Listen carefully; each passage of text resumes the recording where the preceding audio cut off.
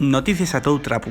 La semana postrera, los medios asolellaron l'entamu de ellos expedientes disciplinarios contra Daniel Ripa, Andrés Ron Vilanova y Jorge Fernández Iglesias. Los dos primeros podrían ser expulsados de la organización y l'expediente de Iglesias podría camudar l'orde de la llista electoral y hacer subir un puesto al oficialista Rafael Palacios. Andrés Vilanova hizo declaraciones en una rueda de prensa para comentar el 10º proceso de expulsión de Podemos Asturias. Vilanova pidió recuperar la cordura y el diálogo y criticó lo que considera una decisión antidemocrática, una aberración. El sector oficialista recibió otra mala noticia. El Tribunal Superior de Justicia de Asturias declaró improcedente el despido de Rogelio Crespo, el secretario de organización de la formación. 3 de los 5 despidos hechos por la dirección de Podemos Asturias fueron declarados nulos o improcedentes. Alba González Sanz, hasta ahora secretaria de Organización Autonómica y candidata que perdió contra la actual candidata Covadonga Tomé, asolelló la su dimisión por problemas de salud. La dimisión fue anunciada en una carta abierta publicada en La Voz de Asturias, con palabras muy duras contra el sector crítico. Con la dimisión de González y la baixa médica de Sofía Castañón, Podemos tuvo que hacer cambios en su estructura. Olaya Suárez, secretaria de Sociedad Civil de Podemos Asturias, ocupará ahora la Secretaría de Organización.